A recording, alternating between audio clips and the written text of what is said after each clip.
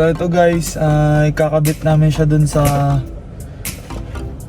shock sa likod, yung rear shock niya, para hindi siya masyadong bumabaon kasi malambot yung spring. So pag may mga angkas ako, so yun na bumabaon siya. So susubukan natin siya kung okay siya. Ito guys, kakakuha ko lang.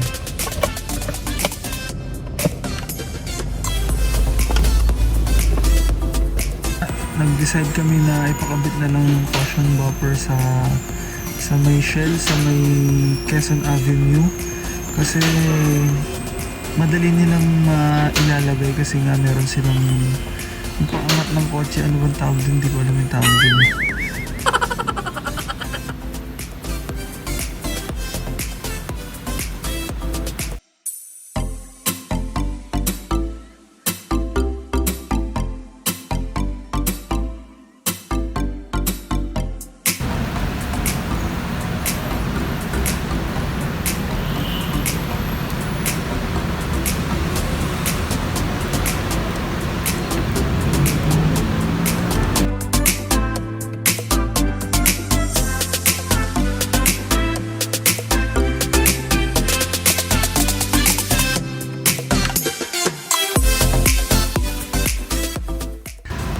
Binayad ko lang sa kanya kasi ayaw niya magbigay ng bahala na daw ako. So binigyan ko siya ng 350 pesos sa kanya. Siyempre yung pagod na rin ni Kuya.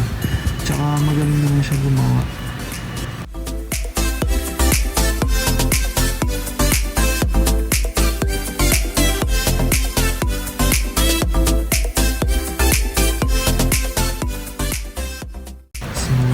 Doon ko siya pinakabit sa shell dito sa shell sa Quezon sa tapat ng Santo Domingo.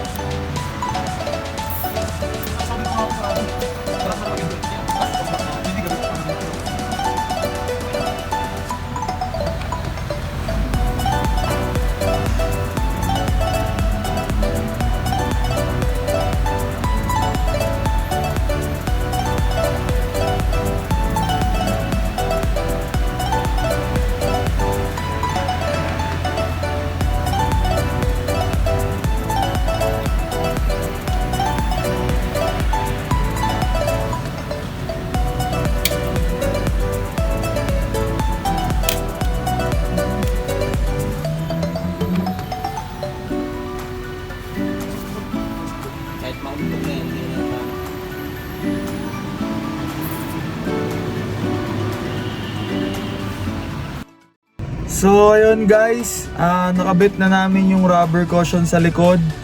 Dalawa siya kabilaan. So ngayon 1 month na siya namin ginagamit. So tinest talaga namin kung okay siya. So marami kaming pinuntang biyahe na gamit, nakalagay siya doon. Tapos meron kaming mga angkas, meron kaming 3 sa likod, tapos meron pang nakalagay doon sa trunk. So pag tinignan mo siya sa labas, di talaga siya bumabaon. Tapos kahit na may angkas ka, hindi siya sumasayad sa mga humps, yung mga matataas na humps. So depende na lang siguro kung paano mo siya papaanda rin doon. Pero hindi talaga, simula nung naglagay ako noon, hindi na siya sumasayad. Tapos hindi na masyadong nakalubog yung sa likod kasi na-stop na niya yung na nilagay sa gitna, 'di ba? So makikita niyo naman sa video kung paano siya nilagay. So nakakatulong talaga siya guys pag nagpalagay kayo noon kasi hindi na sumasayad. Tapos hindi na siya, alam niyo yung gulong niyo, hindi na siya nakapasok, parang nakapasok dun sa sa loob ng kotse kasi mabigat nga. So yun, makikita niyo dyan guys kung paano gawin. So para sa akin sobrang helpful talaga siya. 1 month na namin siyang ginagamit.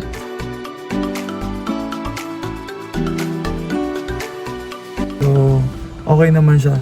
So guys, please like and subscribe my YouTube channel, JohnnyMoto99. So makita nyo kung ano yung mga videos na nilalagay ko doon. So see you guys, thank you, God bless. Anong ginagawa mo sa kotse, ha? O babat?